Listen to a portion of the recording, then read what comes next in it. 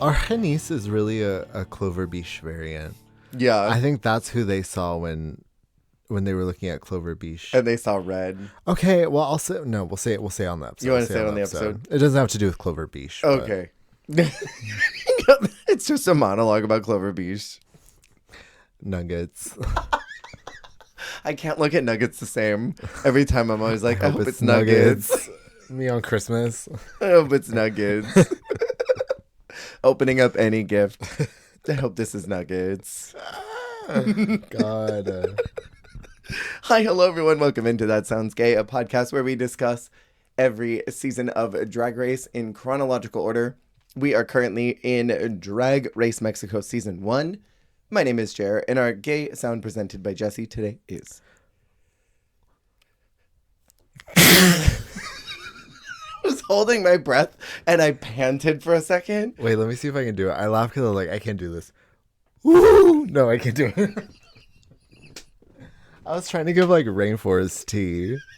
Like, I don't know, some sort of like rainforest bird. But I realized that as I was about to do it, I had never done it before. Didn't practice at all. Like a woo! Nope, Rainforest Cafe version of Chaka Khan. I was trying to create Rainforest Cafe. I was trying to create Rainforest Cafe ambience. That is a good one. I like the idea of it. One time I went to Rainforest Cafe when I was a kid, and we got a cheeseburger pizza. I think about it all the time. Do you notice the cup that I drink out of every week? You literally have a Rainforest Cafe cup. This is the one from Ontario. I also have the Vegas one. Girl, that's where the vibes were. Well, because the only Rainforest Cafe left in America. Oh, not in America. Left in California is the one in Ontario Mills. R.I.P. to the one in downtown Disney. Yeah. Forever that girl. But then when I was just in Vegas, I was like, I need to go to the one. Yeah. In Vegas. There's one in Planet Hollywood. Oh. Wait. Treasure Island? No, Planet Hollywood, I think. Resorts World? No. Planet Hollywood. She was the diva, and I got the same glass. You get the Beveragino for $18, and then you take your receipt to the cashier, and then you give them the receipt, and they give you this glass. You can keep the glass. That's so cool. I'm such a Rainforest Cafe gay. Are you? I think that's a variant of gay. Like, there's Disney gays, Nintendo gays. I'm a Rainforest Cafe gay. That's a new variant that's cropped up. Well, I mean, ambient dinner, ambient lunch, whenever you decide to go, that's such a thrilling idea. Ambient dinner with monsoons and animatronic gorillas over mediocre, like, basically like Applebee's food. Like, it's basically like Chili's with gorillas. Like, Chili's in the jungle. Chili's with gorillas is like a freaking documentary on the Animal Planet starring Jane Goodall. Or like an Animal Planet crossover with the Food Network. It sounds very like piece of media within a piece of media, like Jane Krakowski in 30 Rock, like when she was like, "Oh, on my hit show, Chili's with gorillas." Chili's with gorilla. Oh my god, it's so Jenna Maroney, isn't it? Yeah, her like pilot in 2 episodes drama on ABC. That's gonna get hard canceled before the season is even over, so they don't have to record anything for it. There's a gigantic issue. God, that was a great show. When I was on Chili's with gorillas. Yes, that is that could be the next Ginger Minge Live. Chili's with gorillas. I was on a show called Chili's with Gorillas, but didn't get picked up. It didn't. The funding after Jane Goodall died, the funding just totally vanished. The support really died out for gorilla conservation and their stories being told. Oh, God, that's it. I feel that. I think maybe that's why we resonate with each other so hard, because I think I might be a Rainforest Cafe gay as well. I dream about Rainforest Cafe sometimes. Like, where is the thrill of having an ambience during dinner? Have you been to the one in Ontario Mills? I think the only one we ever went to was the one at the theme park. I think I went when I was a kid. Sister, go to the one, save up and go, save up. Save up. Like like it's a fucking Michelin star restaurant. Go to the one in Ontario Mills, because also Ontario Mills in and of itself is a wonderland. It's a mall. It's the outdoor one, right? I think it's also the biggest mall in California, if I Yeah. remember correctly. It's like an airport. Yeah, no, I was raised in that mall. It's such a strange building. Yeah. Because it's like terminals almost. Because you're No, in quite like literally. zones. It's like one. It's numbered. But yeah, girl, go there. Get your steps in, close your rings, and go to the Rainforest Cafe and think get I your will. cheeseburger salad or whatever you have. If they even have that anymore. That is very Chili's coded because Yeah. oh no, it's Applebee's. Applebee's has the quesadilla explosion salad. Stop this. I have not been to Applebee's since college. I had it recently and I really was tempted. And the person I was like eating it with was like, so it's what? Like it's a quesadilla and a salad? Like what are you supposed to do with it? There's like a cold quesadilla with dressing on it? Like what's happening? And that did get me thinking. So no, I did not get it. But if anyone has had the quesadilla explosion salad at Applebee's, I would love to know if it's worth it. It's gotta be. If it's on there, someone's ordering it. Quesadilla salad. It's the caucasity of it is so enchanting to me. Cause like as a Latino, I'm like, what the fuck has been done to my culture? But at the same time, I'm thrilled by the concept of it. Just absolutely thrilled. If there was an ambient atmosphere you could add to a restaurant, what would it be? I mean, Rainforest Cafe is really that girl because I Yeah. would say like jungle or like I don't know if I could feel like I was eating inside like I don't know like a greenhouse in Paris. Like Ooh. glass covered in ivy, Yeah. roses, but then there's like city lights like Ooh. blurred through the glass in the distance. Oh, that's fun. I like Catch that that. idea. Or eating inside of an aquarium. Okay, that. But like maybe not even real fish, like it just looks like it. Oh, you want to talk real fish? There's like beluga whales that are LED screened above you, and they're like going. I don't know why that made me think about Scream Queens, but Oh, the the part her where she had the white noise machine. machine and there were the killer whale attacks. Stop. I need to watch that show again. It was so damn good. I watched the Thanksgiving episode while I made my Thanksgiving dinner. And then now you see Regina Voce, and you know why I keep calling her Gigi Caldwell. Gigi Voce, because she literally looks like her Not Gigi out of Voce. drag. Gigi Voce. Gigi Voce. Speaking of which, we are talking about Drag Race Mexico Season 1. We are in Part 2. Last week, we talked about some pretty rancid lip syncs, yeah? Rancid. There were some great looks, a fun start to an interesting season, and we were both wondering if any stories were going to start resulting in anything actionable because everything that was teed up didn't go anywhere. And in these three that we're about to cover, I don't think anything has. Unless there was and I missed it. I mean, I think the only thing we really see is, is it going to be Regina or is it going to be Christian? Like Totally. the front runner rivalry. But like that's kind of been it. Nothing else, I would say. The Davina Viv situation. Yes. But meanwhile, I feel like that is lending for either Matraca or maybe Gala to sneak up while the two of them are sort of only paying attention to each other. So we're starting in episode 4, Dragapulco Shore, the Rusical. Vermelia was out last week, and the girls want to dance. I loved the clock at the beginning where Christian was like, okay, so who are the dancers of the room? And Pixie's like, I like to dance. And she's like, no. I did not ask who likes to dance. This is the Olympics. Who does dance? Violet Chachki found shaking. I'm not a dancer, but like, I'm a dancer. But I'm not a dancer. That clock was everything. The mini is the library already. What do you think about it being open so soon? I mean, they had smoke ready for one woman at least. Argenis got all of it. Listen, what happened? Because like I didn't think much of her up until Mm-hmm. this point. I just thought she was like a silly little woman. Mm-hmm. And then like we get to episode 4 and she gets obliterated. Have you seen that meme? I want that twink obliterated. Yeah. It was literally that. But like, there were obviously more reads. Why did the editors decide that that was the one they wanted to make sure that we knew? Is it because she cried later? Like they wanted us to know that that was the reason that the girls made her cry with their reads? Maybe so.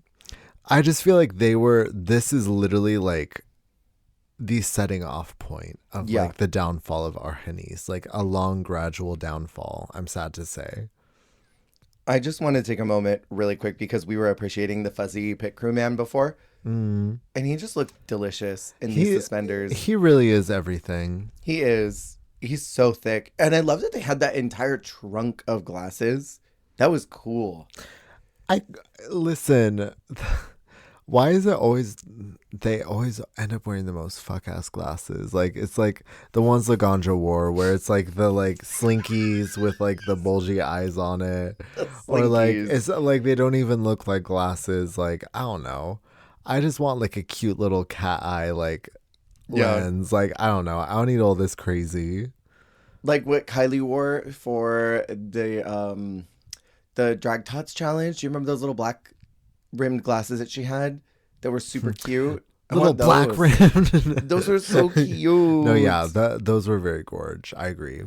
Were there any reads that you remember? Because I could not remember any of them except "You're a bitch," Christian's bitch. I was literally gonna say I can't remember anything except absolute slander for Argenis. Like I don't remember any of the other girls' reads for other people, but I remember everything like cutting and destructive and like And then Dark. she's upset. yes, I could not believe it.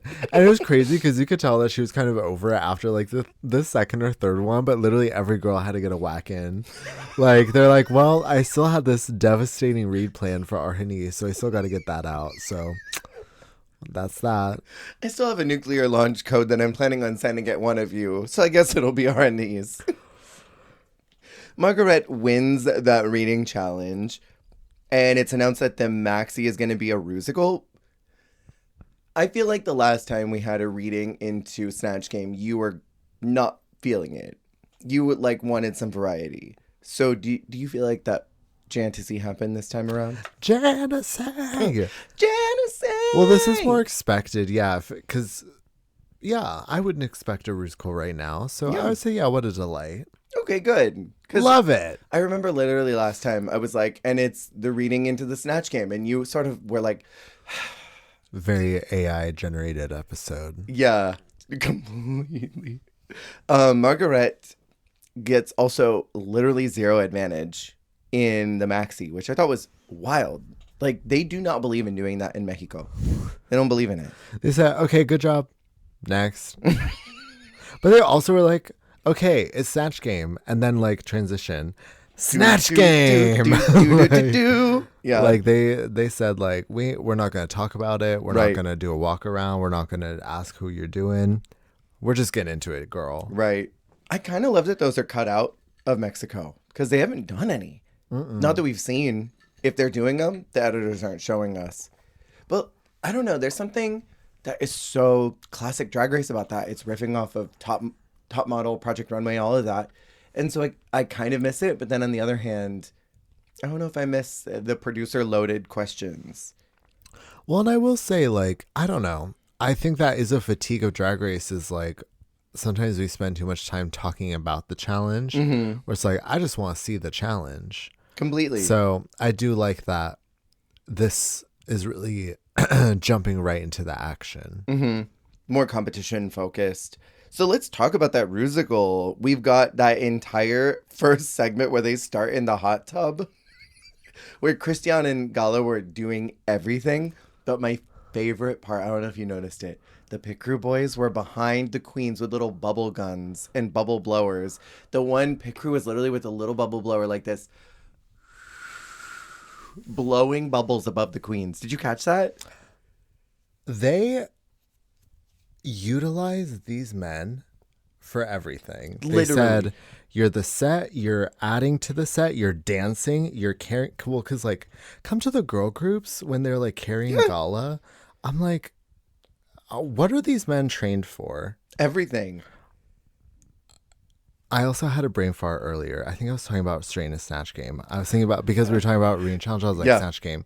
Anyways, yeah, it jumped right into the rusical though as well, which I loved. I feel like there's not a lot of, like, other than, like, you know, getting roles sorted out, etc. But then jumping right into the action. Anyways, Yeah, I follow you.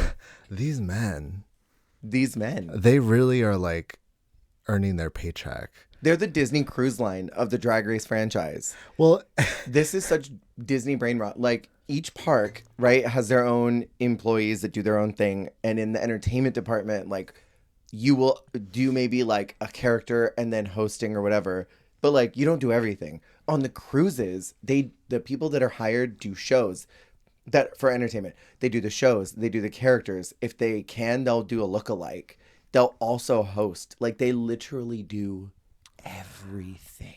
well, and that's kind of because they're basically on the stage the whole time while the queens are. Yeah. But it's like they're either they're bubbling, they're with them like as like a character, Yeah. or they're like dancing in the background, or they're like moving pieces. Like I don't know. I wonder if it's like just differences in SAG. Maybe SAG Mexico is totally different. SAG Race Mexico. SAG Race Mexico.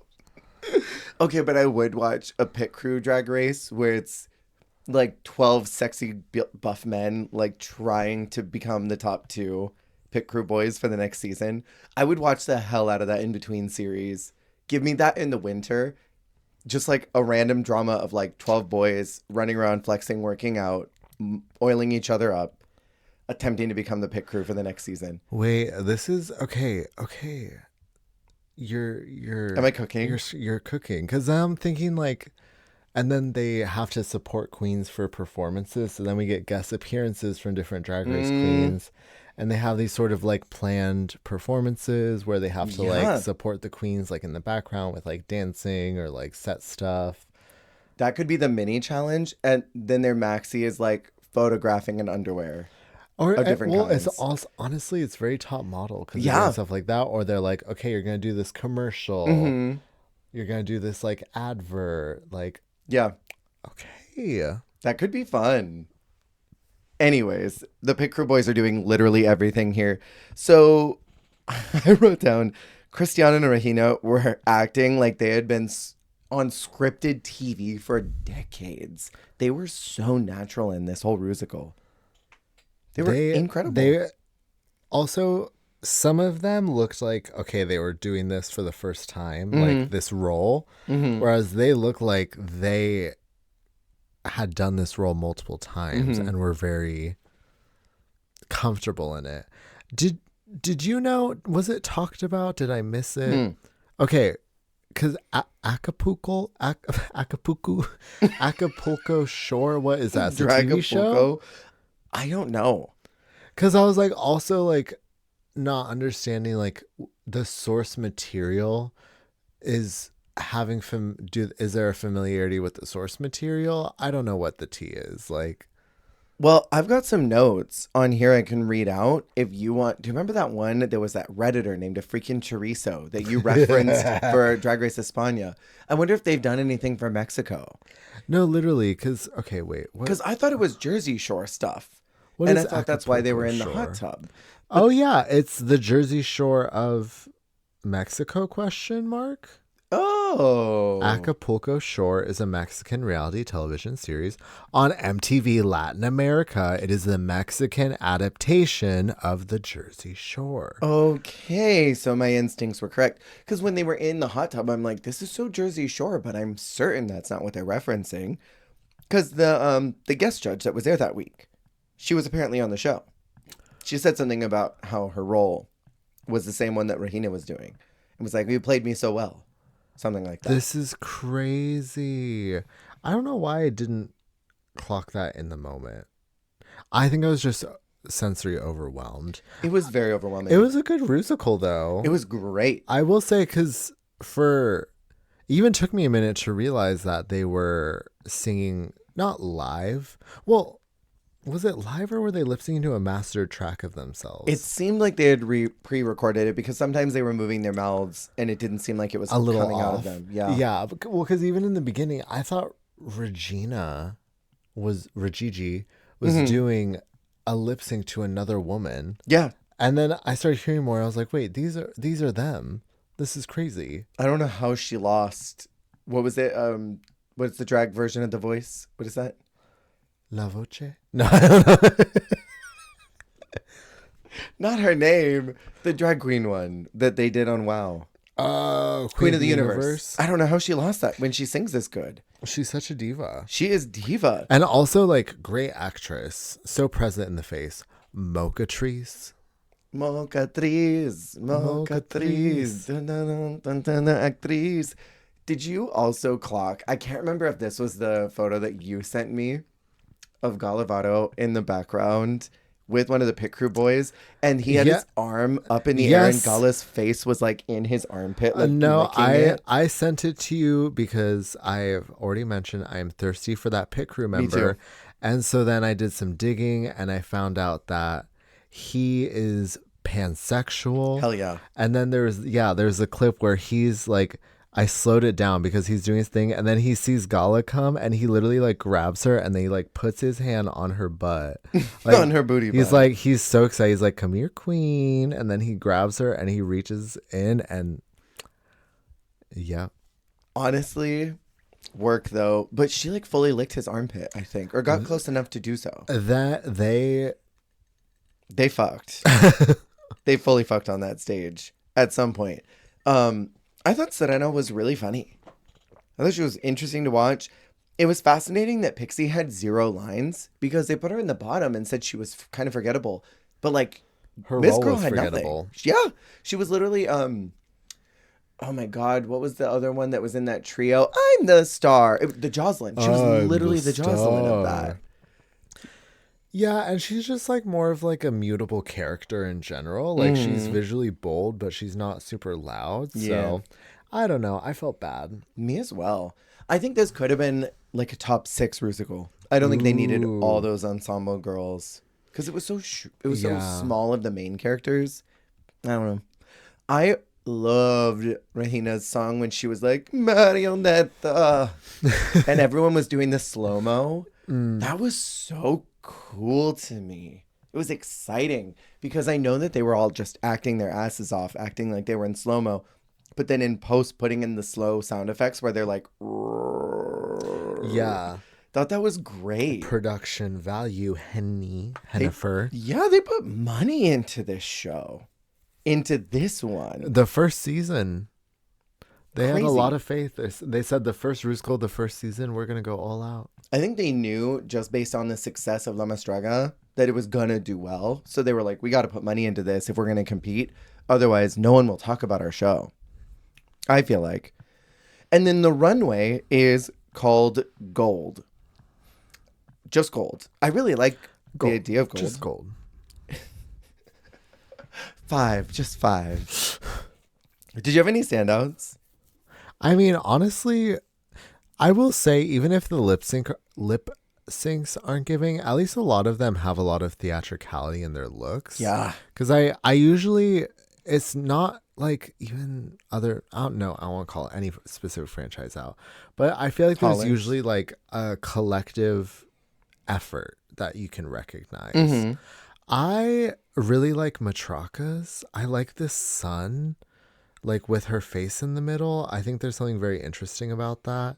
It was very Live, Laugh, Love Sun from like Home Goods though. Stop. Don't you think? I think me as a hippie felt very connected to it. Oh, There's I feel something that. so hippie about it. I totally see that. Yeah, it is so like Live, Laugh, Love. It's very Eat, Pray, Love, like, and you have like that sun tattooed and it says Eat, Pray, Love under it. 1,000%. I love Regina because her mug gave me memes that I saved to my phone. Her face is so memeable. It's so memeable. She's an Aztec princess, a goddess mixed with Cleopatra. And so I was like, Jess is going to hate this because they're not enchanted by anything Egyptian.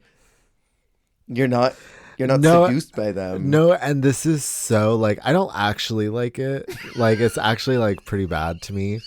But You it's just like changed this your is so, opinion. no. I fell asleep and I woke up and I had a new opinion. Like I love it because I love her. I actually love the mug though. She's Yeah. giving me like Angel Woman with the headpiece, but like the semi-Egyptian, like with the mirror ball, Yeah. with the shoulder pads. Like you have been doing drag for over a decade. Like yes, ma'am.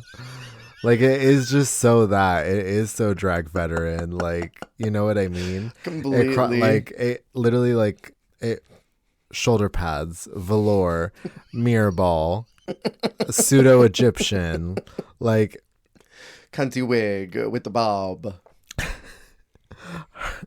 her in the cunty wig with the bob. So do I actually like it? No, but do I love her mug? Yes, because I have it. Literally have it saved. I have it saved because she looked so freaking funny. I actually thought Serena looked really good, by the way. I don't know what you thought, but I thought she Oh, the was- Virgin Mary. Oh, yeah. I I think forgot it that was- was the inspo. It was inspo. I was kind of more blown away by what Pixie did. The Mary into the Oh. Jesus. That crown of thorns was so cool. I love any religious motifs and playing on that and taking the concept of Cynthia Erivo of Jesus, H. Christ, the man that is hung over every good Catholic's home. And I know my Mexican grandmother had Jesus everywhere in her home, naked Jesus everywhere in her home. And I feel like that's very common in Mexico too. And to turn that into a hyper femme, boobalicious blue woman, I'm like, yes, God. Those boobs were boobalicious. Yeah. They were a little Muppet titty to me. They were a little Muppet titty. But then I like the sacrilege of that. I love the sacrilege of Muppet titty. I gotta know, were you gooning like the judges were about Christian's teeth? No. I thought it was a cool surprise, but I wasn't like about it, you know? I was like, okay, cute. Yeah, the rest of the Love outfit it. was, Fun. like- Sure. Yeah. Very that. Thank you. I was worried I was alone in this. Because otherwise, I mean, it's just like a sleek gold dress with a. Well, I don't even like the fit of the dress on her either. TBQH. Sometimes I wish she would give a little more waist I want her to give waist. or a little. Give me a hip. fat hip, A big old hip. big old fat hip. Big nasty hip. Yeah. You know what I was obsessed with before it came off was Lady Keto. We're talking about everybody at this point. I loved that first look, but then she took the second one off and her pussy was out. And I'm like, girl, put that back Oh on. my god, she's got her pussy out. Your poor mother. I really just. I was like, are you about to talk about another girl? Put it away. No. I want to say, like, I want to know how many times we are going to see this holy character into a whore look. Because Holy we see whore. holy whore. I can't remember if this is the first one that is in the timeline because I know Hannah Conda's about to do it at the end of the year. On UK versus the World, there was someone else who does this very recently. Like, how many times are we going to see this? Yeah, well, it's also like on Canada, they did it. Didn't someone do it in Down Under 2? I swear someone else did it down there. Probably. I think of the Canada. I think it's Good and Evil or whatever. Yeah, didn't Kimmy do something like that too? Oh, did she as well? Maybe. I don't know. I swear we've seen this priest into a horror thing a million times and I'm just so over it. I do want to say, sorry, last one. I do like Galas a lot because it's based on a painting and later on in this season, she does another painting look. And I love that she's referencing art, like real genuine art. Did somebody mention art? Did Yes, somebody it was Gala. mention art? Actually, yeah, hers was really fierce. Yeah. Because she had like the gold flakes on her. Mm-hmm. The Cindy Lou Who wig, yeah. Cindy Lou Who with the gold flakes, yes, of course, loved it. So I gotta ask, did you agree with Christian winning? I would have given it to Regina. I would have given it to Rajiji as well. It was the way that it flashed to the judges talking about who was going to win. And Valentina's entire face was like, we fucked up giving that win when we should not have done so to Christian. Yeah, they're trying to keep it balanced, but some things were amiss. Yeah. Something else that I'm noticing, and I have noticed since episode 2, they focus a lot on the runway. It almost seems to outweigh what happened in the challenge. Because A lot Christian of weight wins on the runway. because of this look. That's true. Yeah, and sometimes it will also be like what saves a girl or Jasmine Masters should have been on Mexico. And then she would have been safe as fuck. Just because of that gown, bitch. Pixie is called as the bottom, which I kind of disagreed with. I thought her look should have saved her. Period. Because who's the other one in the bottom? Serena? It was Pixie and Serena. Hard. Well, and it's specifically, they tell Serena that she overshadowed Argenis and her look needed adjustments.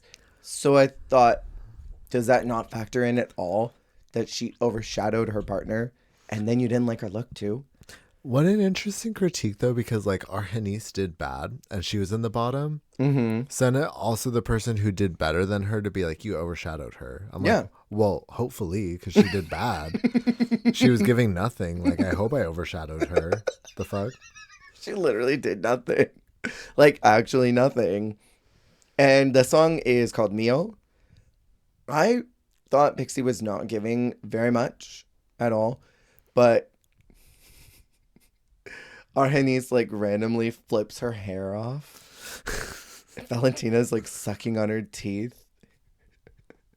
She didn't need to do that. She did not. She was fine. She did not need to flick the hair off. She did not. Can I say something really hateful? Like it's hateful. Say it. Argenis lip syncs like she does not have comprehension of the Spanish language. Like, this is not even a situation where like you didn't learn the lip sync. It's like she doesn't understand Spanish. Like, she's a fraud. Stop. Not a fraud, but it's giving very like if I were to lip sync to like a J-pop song. No, it'd be like if you were to lip sync to an English song. Like, you were to lip sync to 9 to 5 and your mouth was going in other languages. My mouth was going 5 to 9. 5 to 9, yeah. Like, you didn't. Maybe she's dyslexic. Maybe that's what it is. Maybe she hears the words differently than they actually are. Because, like, every time she moved her mouth, I'm like, that is not the lyric. What are you lip syncing? But then it'd be kind of right. It's a lip syncing critique. There have been girls in the U.S. like Mo Hart Mo Hart lip syncs the same way. Mo Hart lip syncs like she doesn't understand English. Stop. I'm thinking about all of those lip syncs in All Stars 4 where like her mouth was going in other directions. It was going on journeys that were not the lip syncs. Like, her brain is processing these words for the very first time. Yes.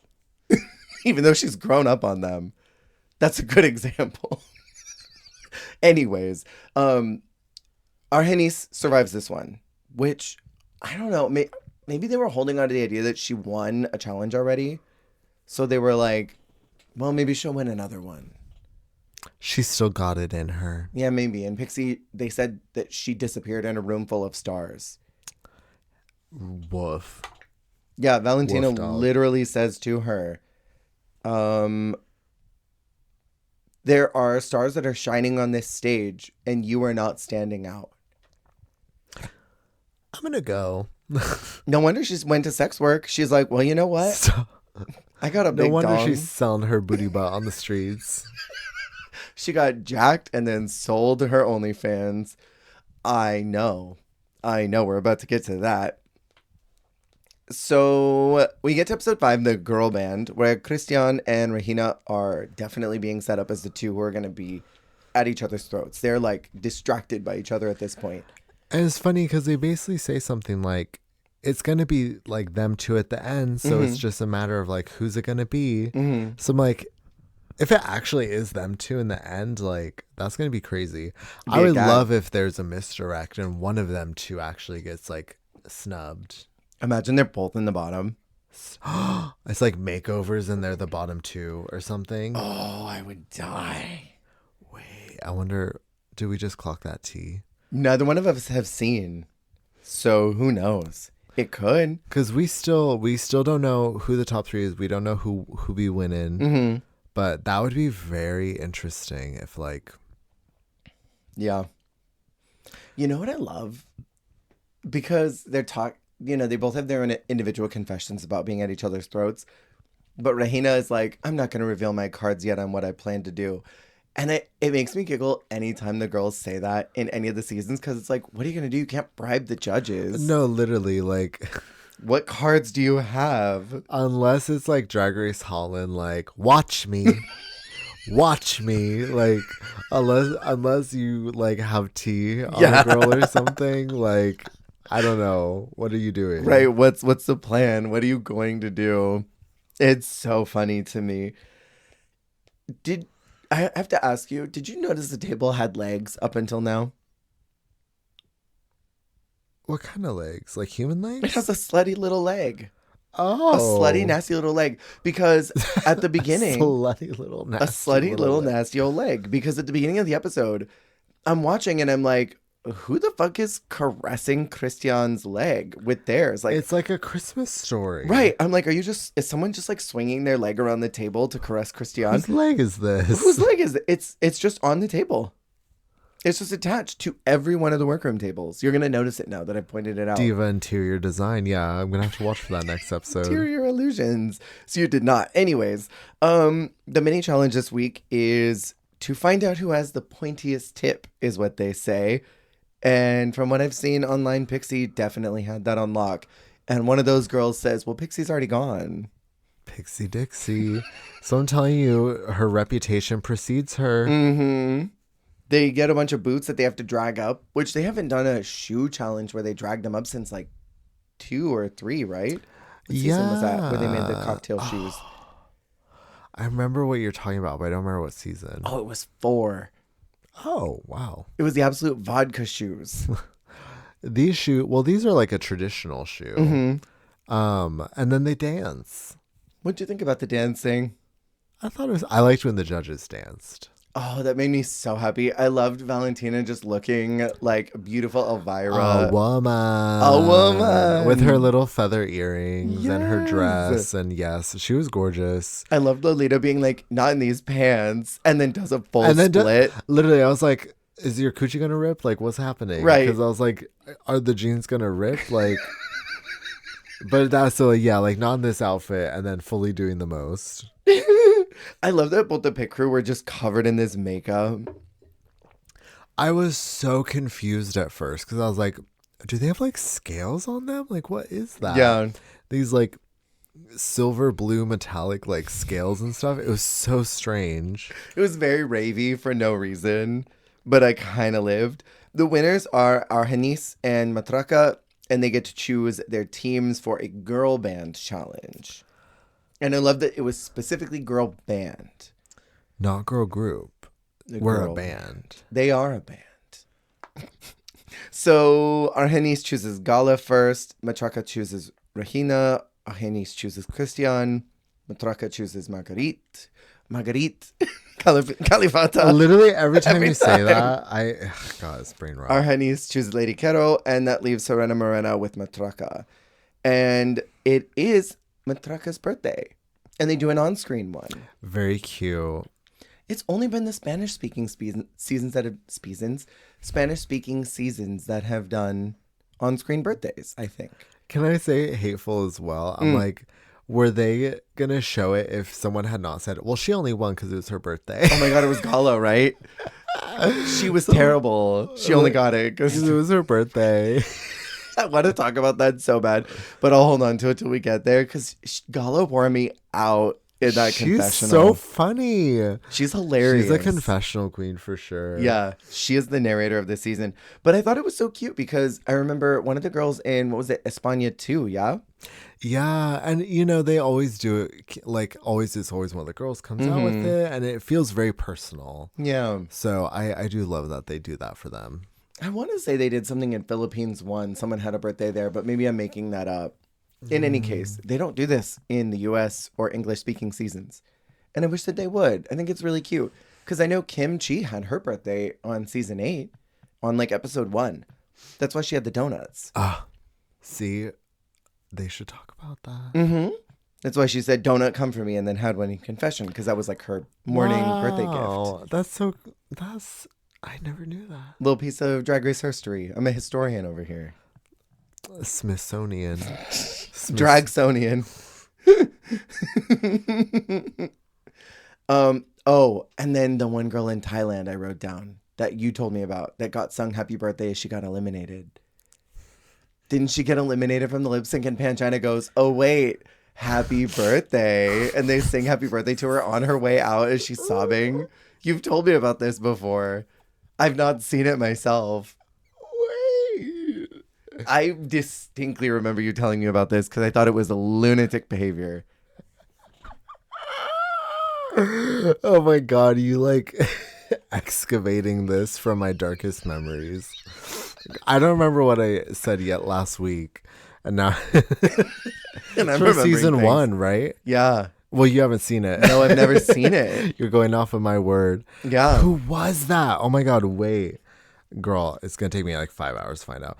Drag Race Thailand is my brain rot. But also, like, information about Drag Race Thailand is nowhere. No. Because that's the thing. Like, with season 1, like, it's kind of a fever dream because, like, it's like you had to be there to, like, hear about it. Because, nowhere. like, when, like, the clips you see and, like, what is talked about is, like, crazy. I saw a lip sync performance today from season 1 that showed up on Twitter, and I'm like, what the hell? It was crazy, but I guess it's on YouTube. I haven't gone looking for it yet. I haven't had time. On the runway, I love Valentina and Lolita's look, but why does Valentina look like she's like a landlord's wife in a 70s show or something? Okay. This is Roper. But I lived. It was a completely different venue than whatever Lolita was attending. But she looked so good. Lolita looks like a J-pop idol. But I feel like also, Vanity. Valentina was like, listen, tonight is the night of the dolls. I gotta be a doll. She looks stunning. All right. Are you looking right now for the Thailand one? Should I wait? I'm struggling. I can't find it. I remember you telling me about this. The songs are called Así Soy Yo. We have the very first group, which is La Palanquetas. And I have questions. I have a lot of questions. So it's the exact same song for both groups. They don't have versions of them. Sound like rock and pop. Yeah. Did they get to choose what they wanted for the sets and what they wanted for the pit crew? Because if so, and you could choose to have a badass set and the pit crew boys there, why would you choose not to have them? But then I'm like, I was confused by all of it because even the second group, they recorded the song totally different. Yeah. With their little like joint opening, I'm like, how much control did they each individually have over this process, you know? Yeah. Because, like, group 1, this literally looks like a stage show, but I'm so confused why they're in an auto body shop. What kind of budget blowing? They had motorcycles there. Whose were those? Were they just random crew members and they said, hey, can we include these? Bring the motorcycles. Bring the motorcycles to the main stage. And then the second group were, like, on a bus. It was so Hello Project to me. You know what I'm talking about? Not the Noisy Hello Girl story. Project. And then the first group had the boys. They had them there, but the second group did not have them. No, the second group didn't need them. They didn't need them. Well, That's what I'm asking. How much control did they have? Well, because with the first group also, because they did choreograph what I'm assuming they had to ahead of time. Gala was like, well, I want to do this trick. So they must have had to practice it with them. So yeah. So then I guess it's like, okay, yeah, you'll have the boys for your choreo. So maybe it's sort of like like if you ask, you can have it kind of thing. Like maybe it's not like compulsory, but Maybe. available if you want it. It confused me. The room of requirement of men. I loved the less fuzzy pit crew boy who had his hand on his hip so fiercely that whole lip sync. He's a little diva-ish. A little. The beat was fucking weird, too. The beat was weird as shit. And the first one, it was more noticeably weird, too, I would say. It was like metronome copyright beats to study to. You know? It reminded me weirdly of the first Drag Race España girl group because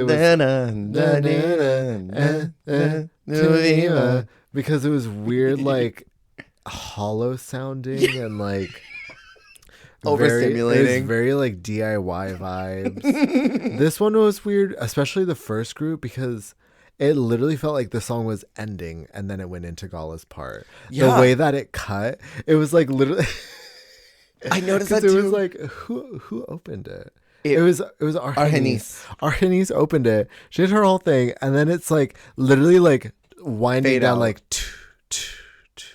And it was like Gala like smiling wide, like looking at the judges all greedy, and then like literally like the song picked back up, and then she did her thing, and then It didn't do that in group 2 though.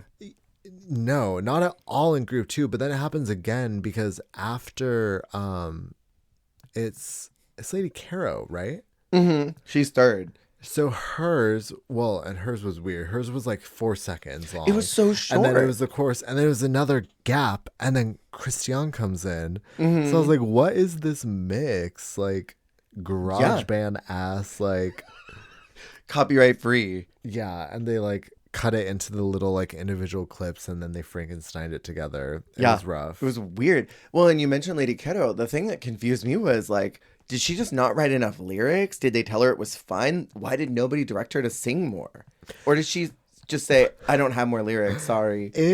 That's it. That's all you're getting. It felt like in those video games, like the ones where you have the me sing, but you don't fill it out all the way. So then there is the hollow part where there's still the video like filming the me like standing there. Awkwardly. Because like she had her verse about her like titties. And then like it was a 5-second clip of her like shaking around and like writhing and like standing up, like where it felt like there should have been a verse happening. Right. But it was just like a weird extended choreo moment that filled that time. I hated it. I hated it too. I thought it was really bad.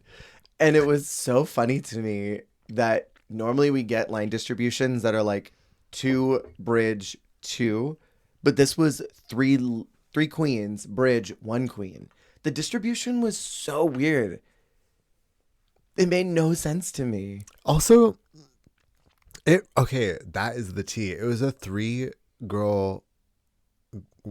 What? Yep, 3 girl group, and then Christiane was like the feature.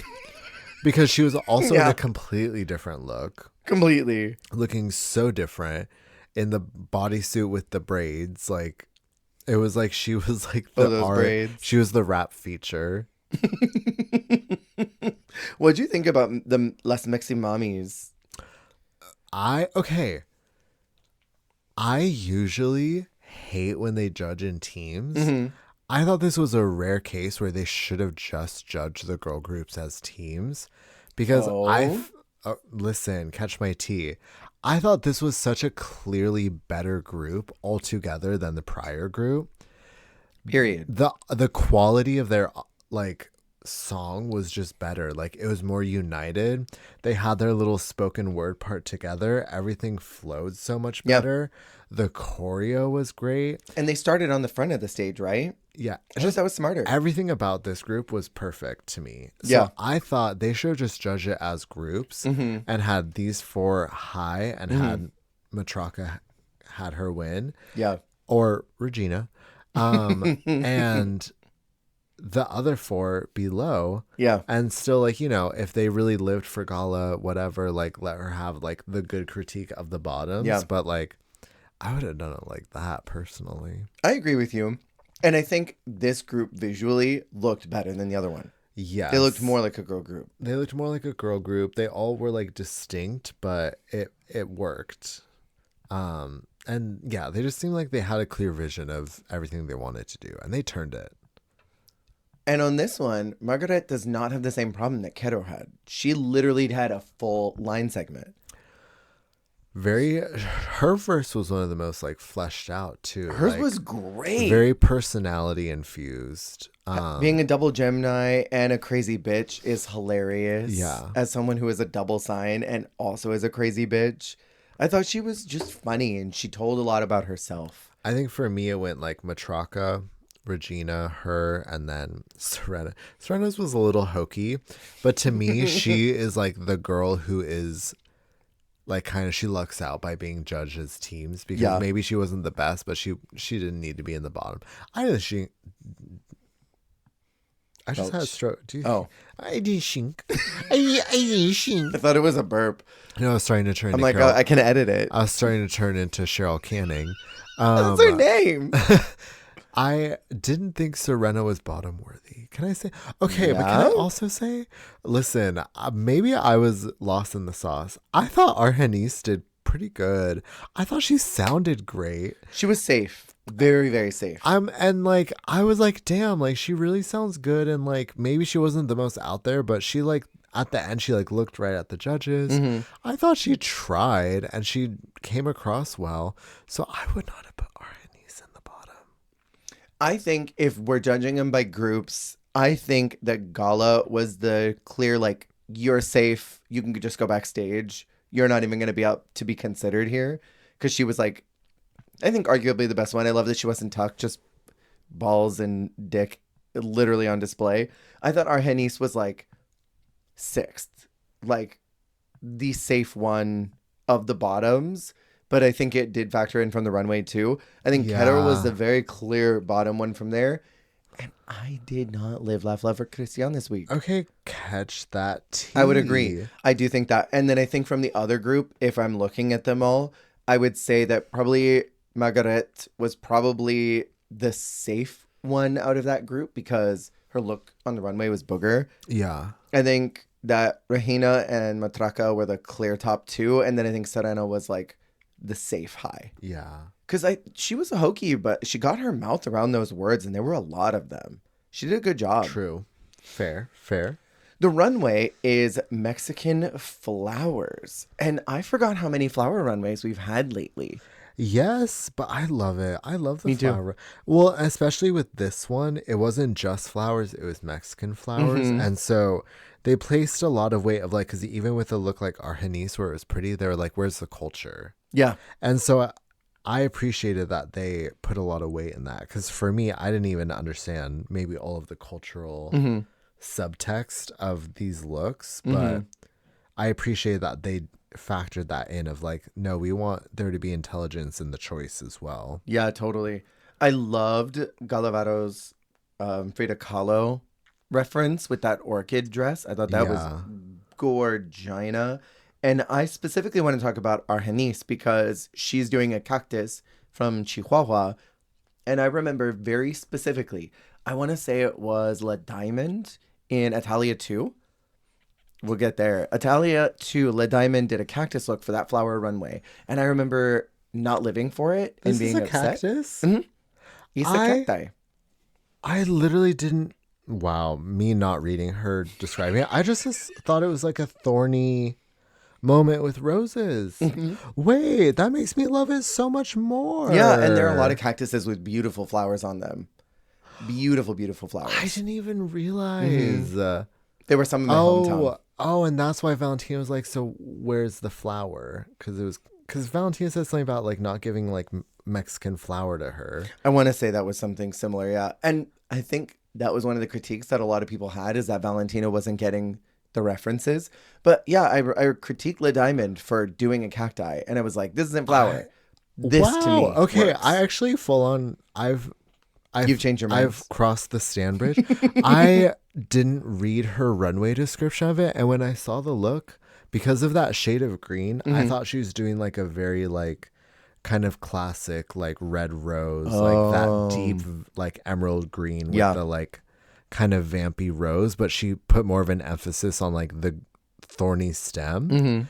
I loved the look though because and it ended up being a great dance costume too. I noticed Completely. it's one of those looks where it is very pretty and fashiony, but it's very performance friendly, which I loved. I love when you can move in a garment like this. Yeah. You picked up and pointed at matracas. What do you think about this homage to Mexican shamans? It is a peyote trip, is what she said. I loved it. Yeah? I loved it. Well, and also like I feel like this is more of the her that I wanted to see, like a little more funky and fun. Yeah. And especially because in the challenge she delivered such like a gorgeous, like pretty look that it was nice to be able to give the duality, because also they talked about it in her critiques, but like her challenge look was the tea. It was the freaking moment. It was such a gorgeous look, but then I think to do a very different vibe for her runway, and again just kind of her own POV, I really enjoyed that.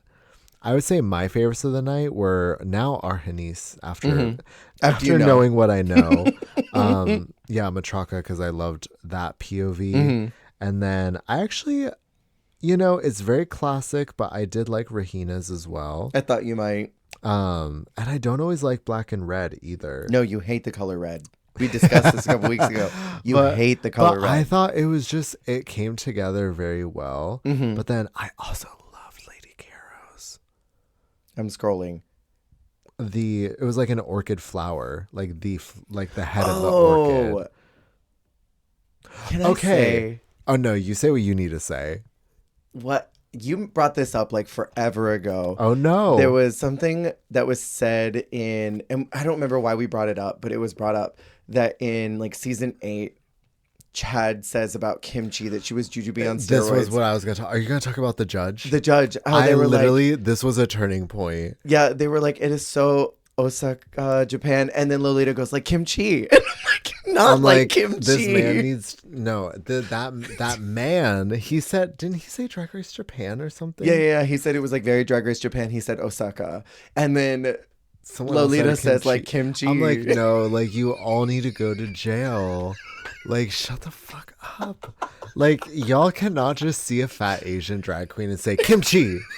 Like, that is insane. It's so funny. I don't think she has any Asian in her at all, too. It was so rotten. Anyways, moving on. I want to move back to Matraka. Oh no! Do you want to say? No, it's just like they literally were rotten. So rotted for that. It was rotted. They literally just like they're like it's the butterfly meme of the man with the butterfly, and it's like any plus size drag queen in a remotely like Asian looking garment. They're like, is this kimchi?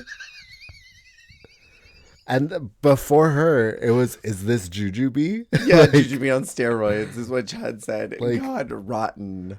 So yeah, in that moment, I was stunned. I was stunned by what was said. The woman was too stunned to speak. But I love the look. I thought she looked great. Oh yeah, she looked beautiful. Thank you for also clocking that with me, because I noted it mentally and I thought I was terrified. Psychotic. After that moment, I was like, I don't like this man. I like him. It's just the whole progression of events was crazy. That was horrific. I was terrified by what transpired, for real. Not supreme.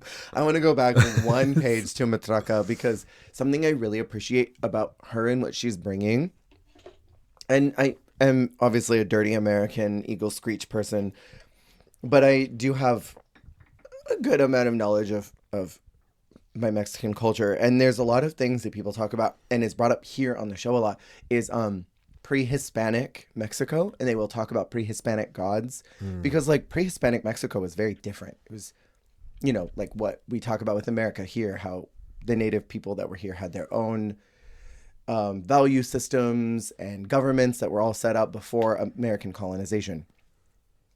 I really love that Matraka is almost like a drag historian, kind of, in bringing up these Mexican shamans, and then in the next week talking about oh my god, I'm blanking on the name of her runway. Yeah, that little like supernatural creature Yeah. thing. I'll get to it in a minute. But talking about that and holding on to this history that is sort of romanticized, or, in this case, it'd be like Spanish colonized. Colonized is the right word.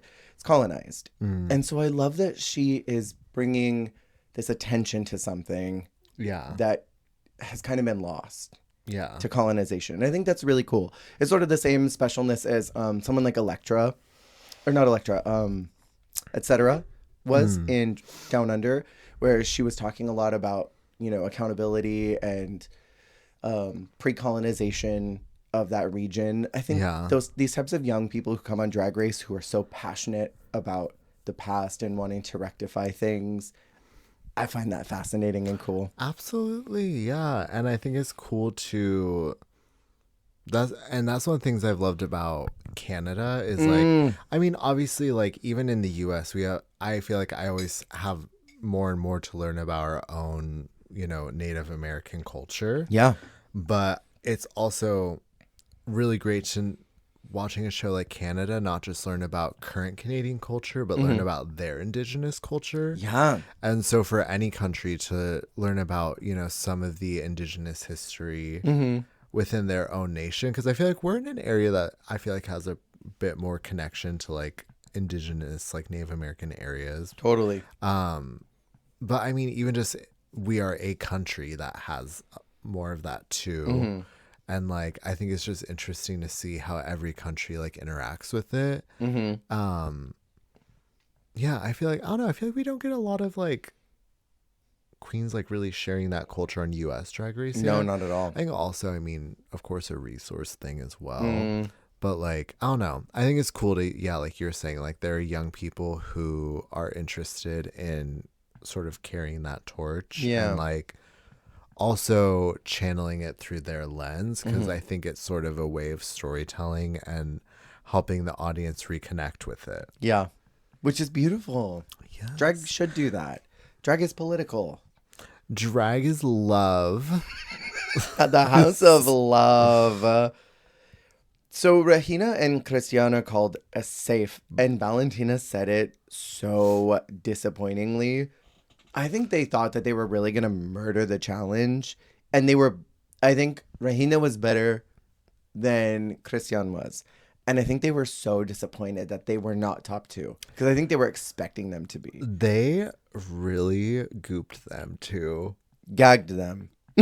Because they were all like, it's the race between these two. Like, who's going to get the win? Who's going to get the win? And then they're like, hey, you two, y'all are safe. But I also kind of love that, because it felt like, okay, the front runners are taking a break tonight. Yeah. Like, whoever wins, it's going to be a win for someone else. Yeah. Which was exciting. Yes. Something else from the critiques that I thought was funny is Lolita tells Argenis that what she's wearing looks like something that Paloma wore. And I went back and looked at it, and it is nothing like Paloma's look. Paloma's was red. It was floppy. Because they had a floral runway too, I forgot. Yeah. And it was That's funny. nothing like it. I'm like, did she just see the spikes and think, I just saw Paloma, girl? Is this Paloma? Lady Caro's Kimchi and Argenis is Paloma. I just saw Paloma, girl. Hi, Paloma. Hi, Paloma. I just saw Paloma, girl. Galavado is called as the winner of this challenge. And it felt to me like they were itching to give her a win. Yes. And then they're going on to tell Matraca that she's going to be safe. But then Valentina, taps her, right? Oh, no. Valentina's the one giving it. And then Lolita's the one who taps her and pulls out the fan and is like, hold up. We should give her the win too, because it's her birthday. Stop. I love the gag that Matraca had. I know. She was gooped. I think she fully thought, like, are they going to send me home? They're like, it's not a flower. Disqualifier. Sorry, you broke the rules. Can I say? Yeah. I honestly thought it should have just been her. Yeah? Like I said, winning team, Matraca winning. I think maybe you could argue that Gala was the best of her team, but I thought that team was kind of off. The whole team was booger. She was the only good one. But I mean, her flower look was great too. That's the problem. But if we're judging them in teams, she would probably be the safe one because she would not be bottom, in my opinion. And you brought it up a little bit ago, but I'll say it again now. The funniest freaking thing was Gala's confessional because she says she won because it's her birthday. Peyote is even a flower. You have to study taxonomy before coming to Drag Race. Literally, she collected her. I love the look, and I love Matraka. That was so silly. You have to study taxonomy. With a full smile on her face. She has the most beautiful full smile in the world. I could just look at her smiling for hours. Gala, you're smiling. The bottom two are Serena Morena and Argenis. And low-key, I think that it should have been Keto. Girl, yeah, instead of Argenis. Yeah. I mean, I think Serena was there. there. Of Serena. Well, no, not because of Serena, because that look was so booger. Oh, She took a that troll doomed her. doll. Okay, but it sucks too because I do feel like Lady she has such a good look. She did. I feel like that's part of what saved her. Is that But gorgeous so did look? Argenis. Well, that's tea. And the song is Amor Prohibido by Selena. Major. And can I say, I thought Argenis chewed that up. She did. I thought she chewed that. She chewed it all the way I was up. laughing thinking about when you were talking about with the prior lip sync, how she lip syncs like she doesn't know the Spanish language, because she does have this kind of confused, like Poochie, like kind of look on her face, where she's like, like, what am I saying? Yeah, totally. But she ate this one. She did. She just moves so well. She had like a very natural fluidity to her. She always kept her body moving, which I think is very entertaining to watch. Even as she was like taking off her little like pieces on her arms and like doing little things, she was always like doing that little like dishwasher kind of move. What was that from Gotta Kick It Up? Where she's like, my mom calls it the washing machine. Yeah, the washing machine. Oh yeah, not the dishwasher. The washing machine. I think is what they call it. Yeah. When it's like you like do that little like, it's almost like a figure eight. Yeah. I just remember the rhythm of her saying that, but I can't remember the Spanish word for laundry machine. Can I say, for me, and I think probably any Latino would probably agree, Selena is like the Diana Ross of Mexico. Like, that is a diva. When her song comes, like if she comes on for lip sync, you don't do shit. You don't go and do tricks and nonsense. You don't do a comedy bit. You lip sync for your mother freaking life. And you are Selena Quintanilla in that moment. Or Serena Quintanilla. Like, you are her. She is you. Her, she. Don't do any stunts. So when Serena Morena starts pulling up her skirt, and I'm like, you put your pussy away right now, bitch. The way that the lip sync ended about 10 seconds after we saw her do that, they're like, okay, that's enough. She's hiking the skirt up. It's a wrap. Cut it. Cut the song. Like, no, that for me, that was the moment she lost. Because, I mean, Argenis chewed, but I think you could make an argument for Serena. And then that skirt came up, and I'm like, no, you lost it. Okay, but I already said it, but I was... listen, I am obsessed with Serena talking about herself during a lip sync. In the third person. Because the first two times... Did she lip sync twice or three times? I swear she lip synced earlier in the season. But she lip synced at least once. The first time when she sent home... She sent home Vermelia. I can't ever say Vermicelli. Vermicelli Noir. When she sent home Vermicelli, Lux Vermicelli Noir.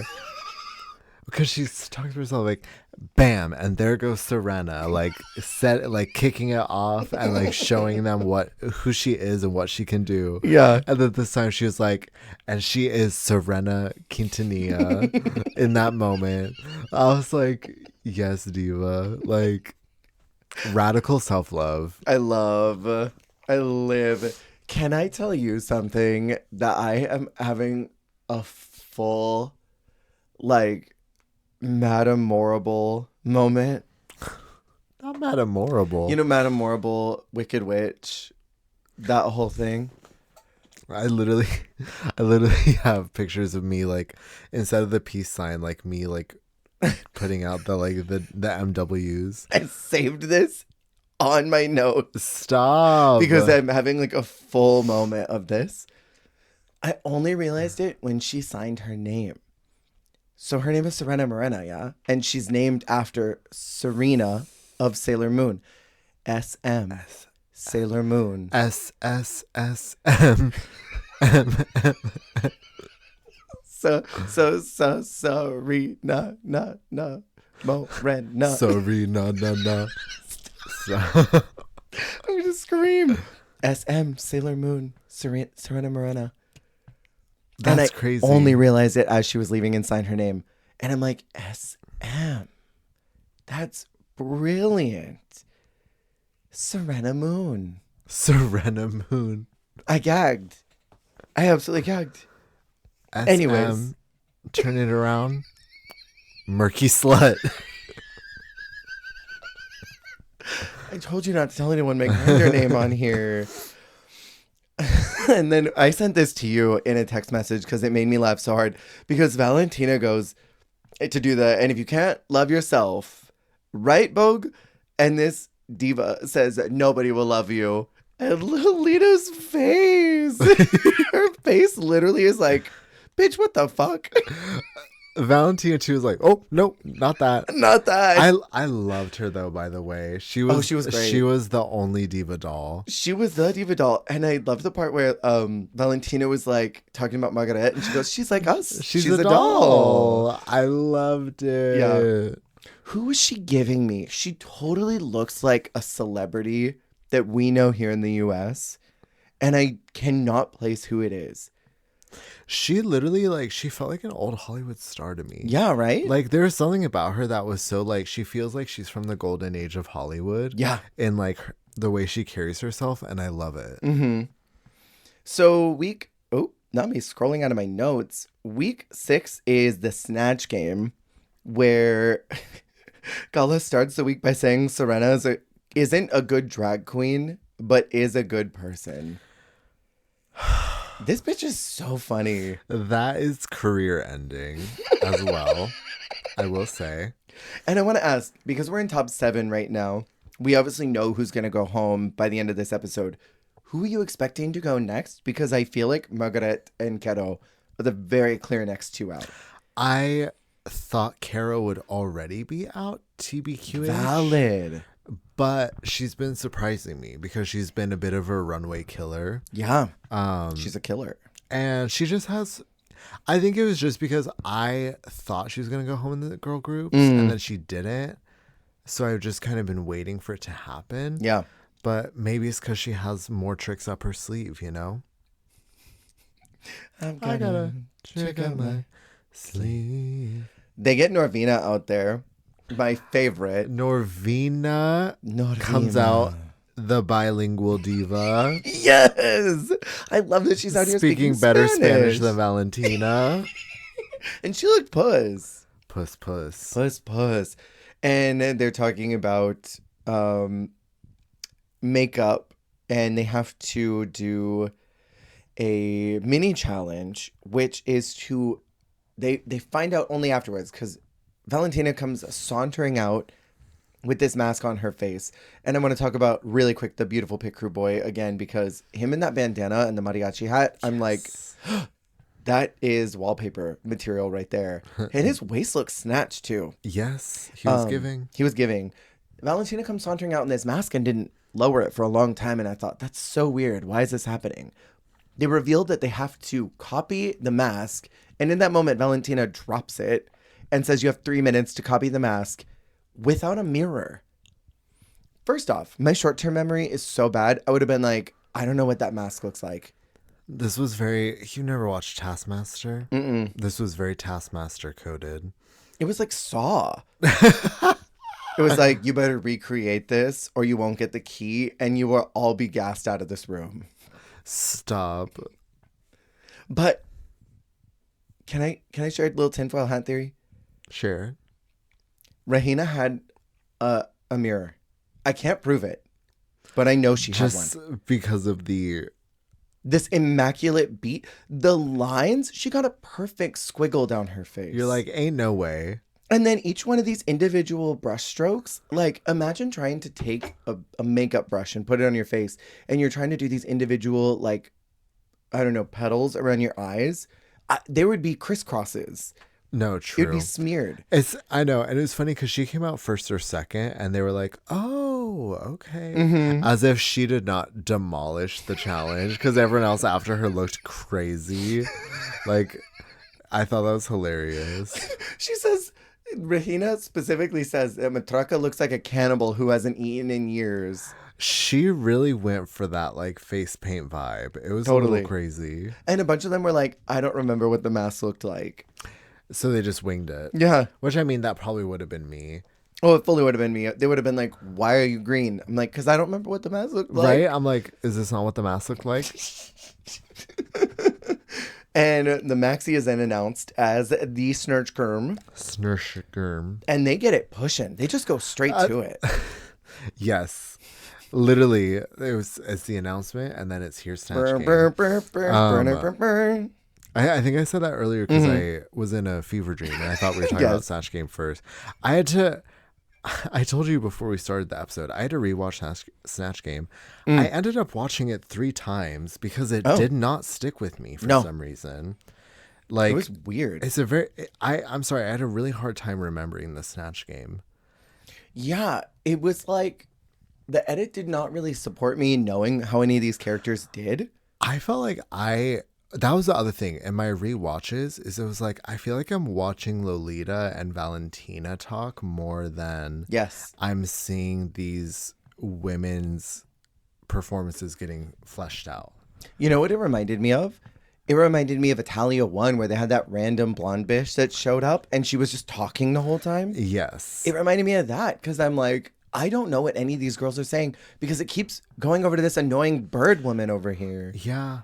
I honestly, in my 2 rewatches, it just was, Christian coming in, making me laugh every once in a while.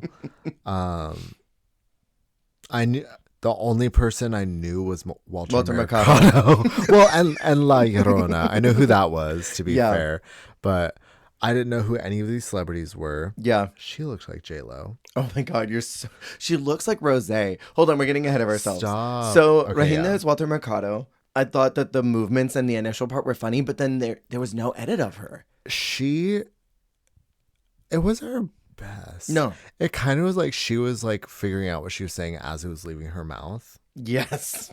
That hard front was also such a problem. And then Margarita is Martha de Baile. I thought she was so pretty, but they highlighted nothing of her. Yeah, I don't remember her. I gleaned nothing from the performance. It's not even like some of the other bad Snatch Games that we've talked about where it's like, okay, I remember how bad this person was. Like if you were to show me a list of like the Canada versus the world, which we did months ago, I'd be like, oh, I kind of remember this person did bad. This person did bad. I don't remember anything. I watched this twice today and I don't remember any of her Snatch Game. Yeah. Not a moment. Galavaro is La Llorona, which this kind of falls in the same vein to me as like Angel, Devil, Bigfoot. Like, don't give me a character. Give me a celebrity. That's my next album. Angel, Devil, Bigfoot. That's the episode title. Angel. I don't know how you say devil in Spanish. I don't know how you say it in Spanish. Just do that Supreme thing where you just say the English word. Angel, with a thick, Devil. big foot. Please.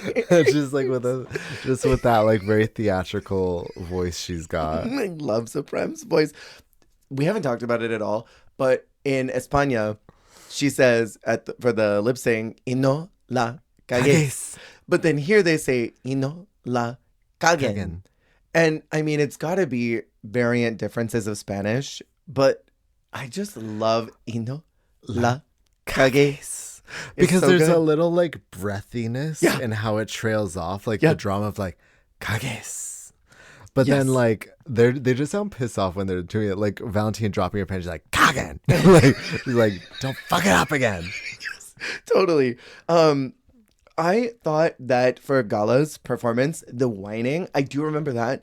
The crying, it gets so repetitive and monotonous.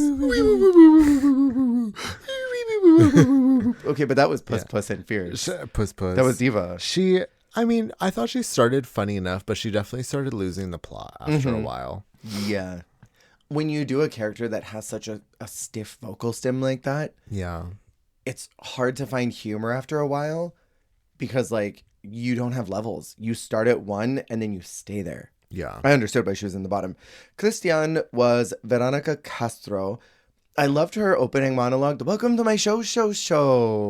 That was very funny. I thought she was pretty funny, pretty bombastic. Yeah, and I think what she did a really good job at was ad-libbing when there was silence. Yeah. Because we know that they are filmed with no music.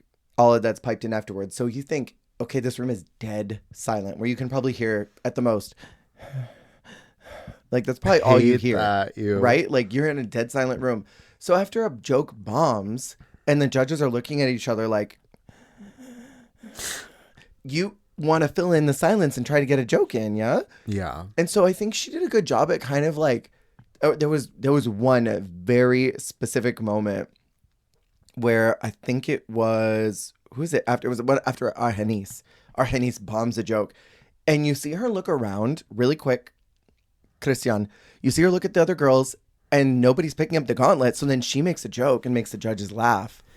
And it was like she gave them adequate room to try and be funny. And Gala has this rogue confession where she's complaining that Christian is droning on and on with her lines. But it's like, girl, none of you are funny. Not from what we're shown. She's at least trying to make them laugh. It's sort of her equivalent of it was in all the magazines at the time. Very that. Like there was an attempt for a volley that was missed elsewhere. So she's like, well, shit, if no one else is going to go for it, like, let me get my judge. Totally. And then Argenis is Gloria Trevi. She looks like Rosé. She looks like Rosé doing J-Lo. Completely. It's something about the eye shape. It's very Rosé to me. I know that this is probably someone that's important, but I didn't get any significance. It was just flat. Yeah, and her answers were rough, and the girlies were not living for her. They showed her and Christian the most, which is funny. They had a storyline earlier in the season about how she's Christian's bitch. Which I didn't even ever notice until it was called out. Yeah, me too. And then they never talked about it either. They don't address it at all. I'm like, it's so strange. Is this going anywhere at all? And then in this episode too, during the mirror talks, when Christian is talking about her family, and then Argenis is like talking about her family, how much she wants this and how important family means to her, and they're crying together. Then I kind of saw their relationship manifest, but it was barely acknowledged. Yeah, it was interesting how it all played out. Like what's said versus what's seen, you know? The edit is not really TV focused. I don't know if I mind that, but it is very different. I'm not getting primed adequately for what the show wants to tell me. Yeah. So then when these moments crop up, I'm like, why are you showing this to me? I know this is not going anywhere. What was that? What was that, James? Matraca is Adela Micha. I got the sense that she was doing decently well based on how the panel was reacting to her, but like they showed almost nothing. Not much. Seemed decently funny, can I say? Her voice, Yeah. the way she talked, it was giving me like drunk Petita. Very, because she was like, well, of course it's the way this is, what you have to do with a thing like this, but like more like slurry and like messy and drunk. But it was so the Petita school of like grand dame, like like vocalization, like we have to do it a certain way when it's just too much. It's exhausting, it's strenuous, it's a ton of work, but it's what you have to do when you're a glamorous woman like myself. And every detail is just tended to like it is. Like it's just like I don't know, something about it. It took me back. It took me back.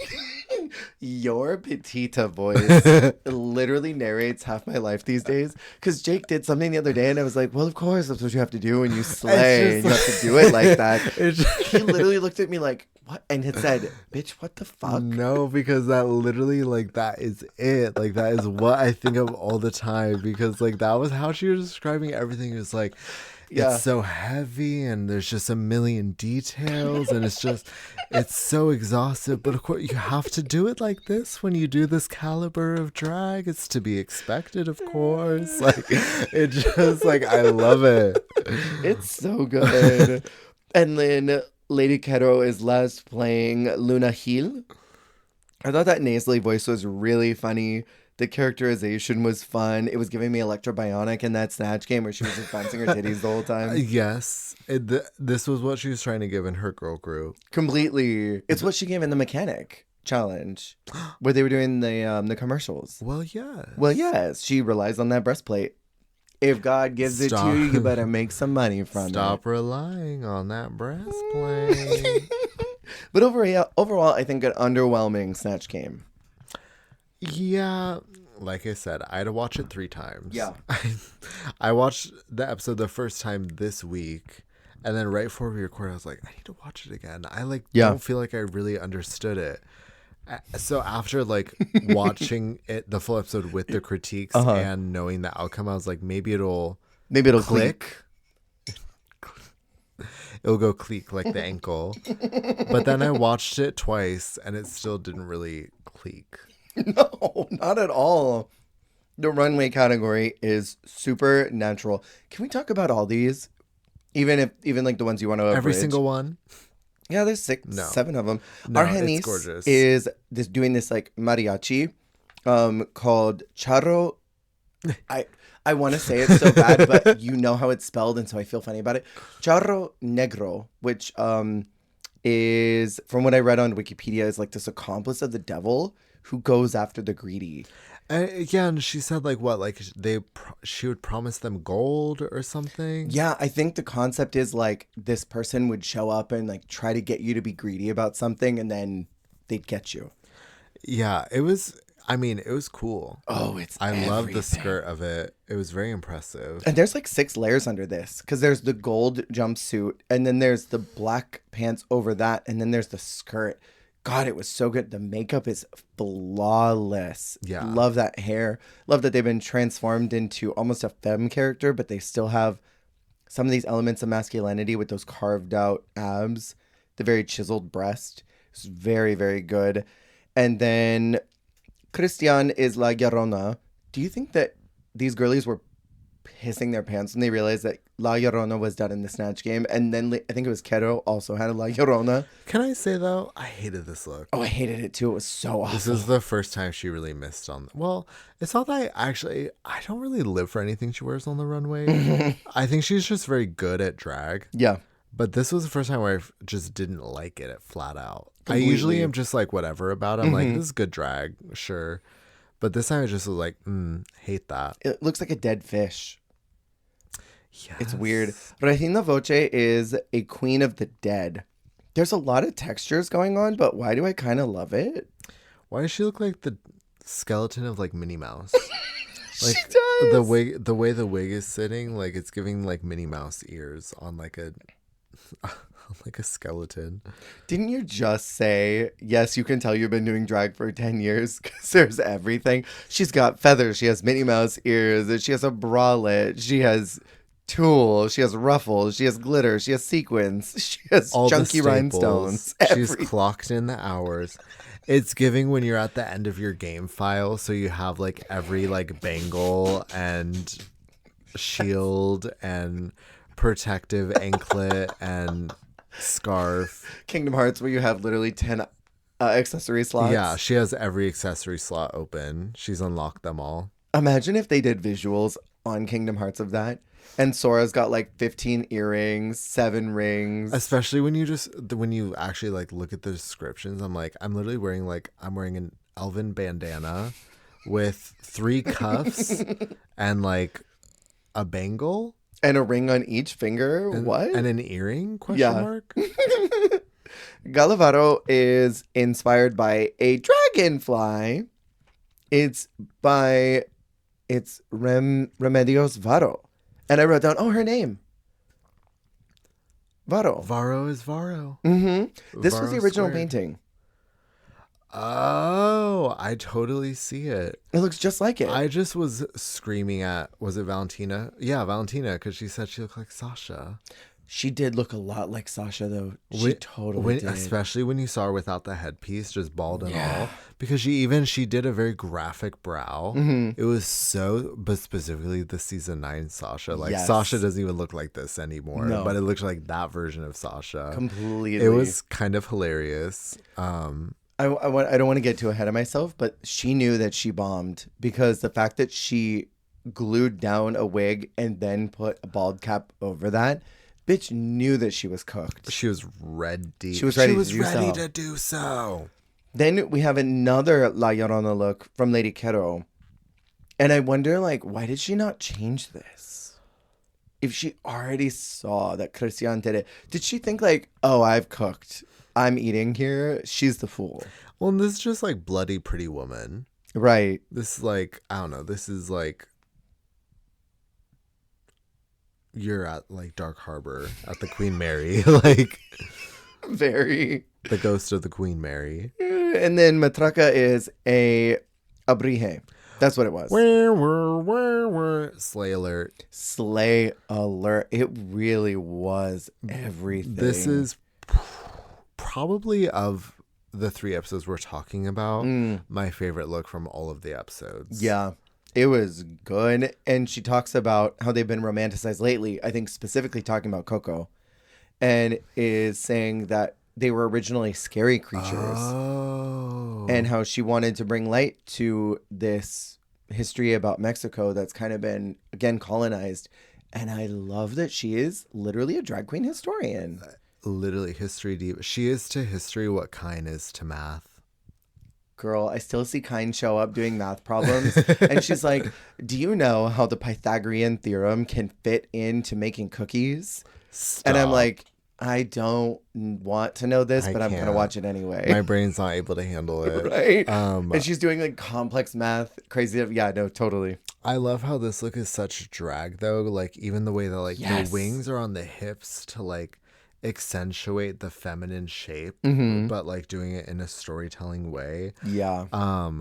Love the body of it, but also love the paint, love the wig, love how she did her face. Totally different culture, but it also reminds me of like the Oni. I thought Oni as well because the teeth going up. Like yeah, the like the eyes with the teeth, it was super Oni to me as Yeah, well. very. So it's just cool to see that sort of like folkloric, like creature-y thing, and like again, like just how that is represented in cultures beyond my own. And I really appreciated the storytelling she did with this look. Me as well. And I think the saturation she uses all the time in these colors that she does, it's just so Mexico to me.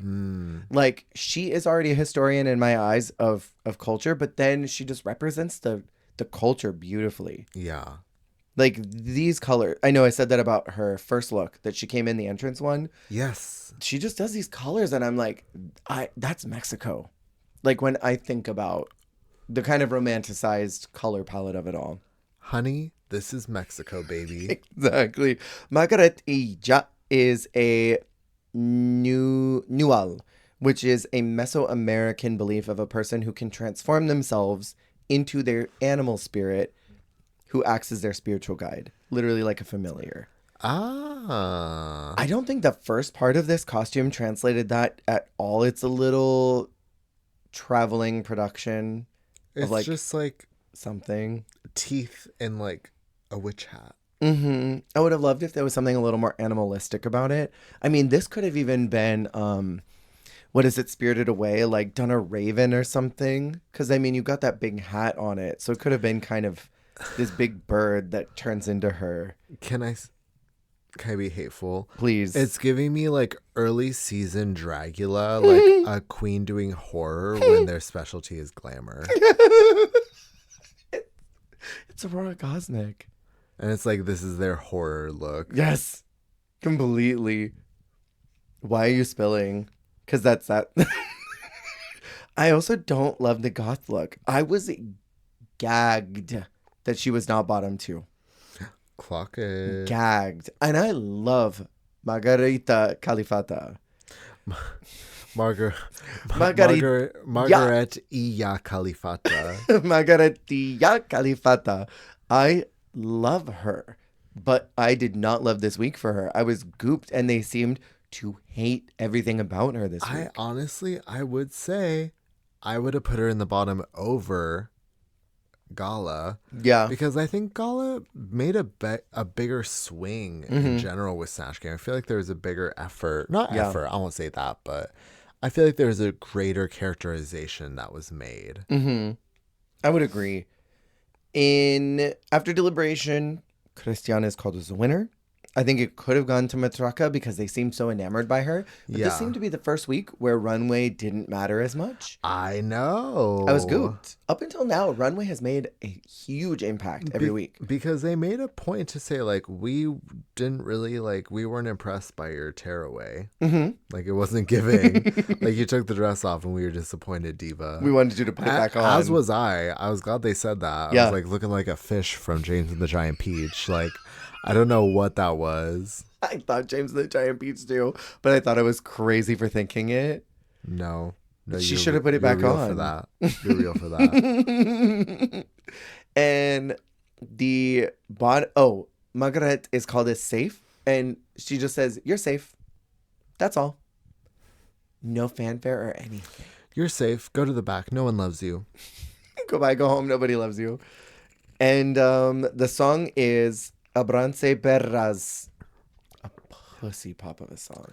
This was definitely the most like intense, like pop upbeat song we've had so far. Oh, it was so good. I listened to it again when the song hits and it goes, Escandala! I died. Because I will say, the lip syncs they've been getting better. Arhanese lip syncing has been a needed uptick to the quality of the lip syncs. It was an uphill journey. I will say the first couple, some of those songs are a little weird. It's a little mid-tempo. Right. This is a good, like, if you're not turning it to this song, something's wrong. Because this is such a danceable, performable, high octane, like, club performance song. Yeah. And I mean, the moment that Gala took off that bald cap to reveal the wig, that was like Roxy Andrews level of gaggery, and the judges reacted very heavily to it, but the camera very lightly focused on it. I know, but it really was such a gag, because like at first I was like, damn, this bitch is really just going to be like the bald diva.